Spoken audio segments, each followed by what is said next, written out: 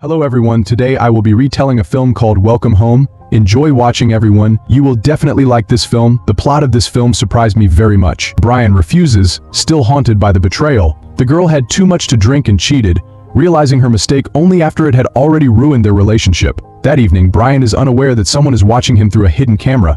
The next morning, the girl prepares breakfast and goes for a run, during which she also recalls her infidelity. These thoughts interfere with her concentration, causing her to fall and injure her leg. As she slowly makes her way home, she notices a car and tries to stop it. The driver turns out to be Federico, an attentive Italian living in the neighboring house the couple had seen the day before. Federico helps the girl bandage her leg and drives her home, giving her a kiss on the cheek as he leaves. Cassie offers him coffee, but he initially refuses and leaves. A few minutes later he returns, asking to visit. She politely invites him in, grateful for his help in a difficult moment. Soon Brian notices the strange man in the house and treats him with distrust, doubting Cassie's decency. Federico tells the couple about a wonderful town a kilometer away and offers to take a walk, but Brian refuses, citing other plans. Left alone, Cassie takes a shower while Brian considers a marriage proposal. A little later, he decides to break the psychological barrier, but thoughts of infidelity interfere.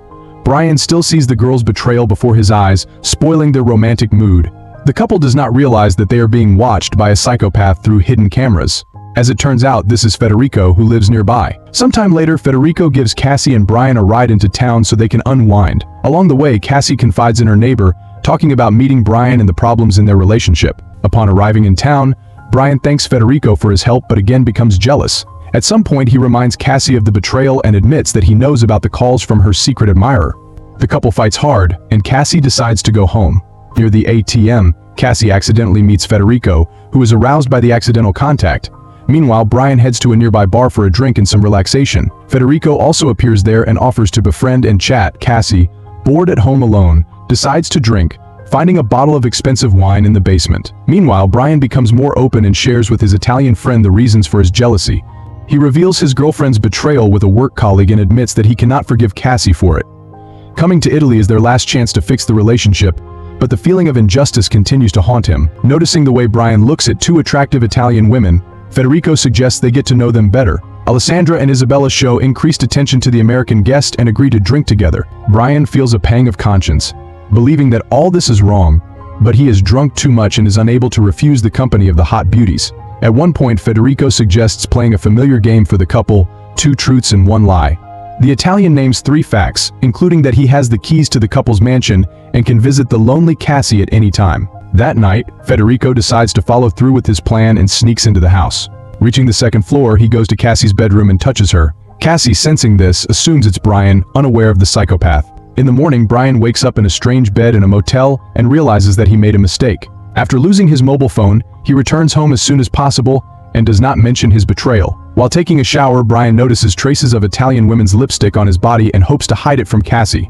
Remembering what Federico said about the keys and wanting to visit Cassie, Brian asks her if they had any guests, but she doesn't recall anyone. Eventually, the couple fights out of unfounded jealousy, and Brian decides to go for a walk. Cassie goes to the bathroom to shower and change, unaware that Federico is still spying on her. At the same time, Brian goes to the next house to talk to the Italian. Once inside, Brian realizes that this building is uninhabitable and that Federico has been deceiving them all along. He may not be who he said he is, and this realization scares Brian into rushing back home. At the same time, Federico visits Cassie and offers her a dinner of rabbit he caught on his last hunt. Back at his house, Brian understands Federico's intentions and tries to get the so-called neighbor out. The Italian is in no hurry to leave and blackmails the American, threatening to tell his girlfriend about his escapade with the 2 attractive women. Fearing exposure, Brian reluctantly agrees to remain silent and endures Federico's unwelcome presence. The evening conversation becomes increasingly tense, with some of Federico's words frightening not only Brian but also Cassie. Soon Cassie goes to the kitchen to take the dirty dishes and Brian again tries to drive Federico away, threatening him with the police. Once the neighbor leaves, Cassie admits that Federico scares her a lot, and maybe Brian's fears were not unfounded. Seeking protection, Brian calls the owner of the house to report a suspicious man hanging around. Meanwhile, Federico returns to his hideout, continuing to watch the couple through security cameras. A close friend calls the psychopath, but he ignores the call. At one point, Brian decides to be honest with Cassie, admitting that he had been drinking at a bar and met 2 attractive women.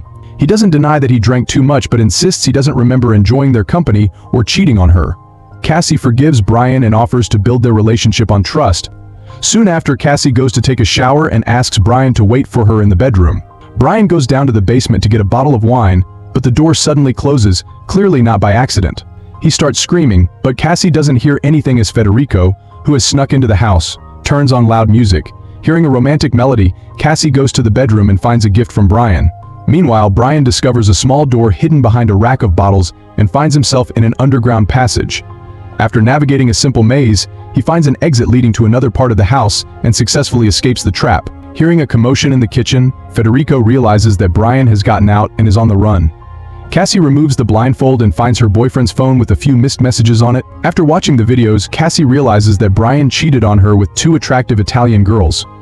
At the same time, Brian is in the living room and sees on the screen what happened in the bedroom a couple of minutes ago. He assumes that Cassie cheated on him again, but this time not with a colleague but with Federico. The psychopath watches the couple suffering through the cameras, hoping they will break up due to another conflict. Everything goes exactly as planned as Cassie and Brian accuse each other of betrayal. At one point, Cassie throws Brian's phone, accidentally breaking a mirror and revealing a hidden camera on the wall. The couple realizes that Federico has been watching them all this time. Brian decides to call the police, but Federico hurriedly returns to the house to prevent this.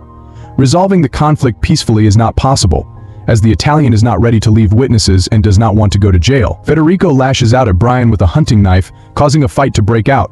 The enemy is much stronger and tries to strangle Brian, but Cassie saves him by grabbing a cane and hitting Federico on the head, sending him into a deep knockout.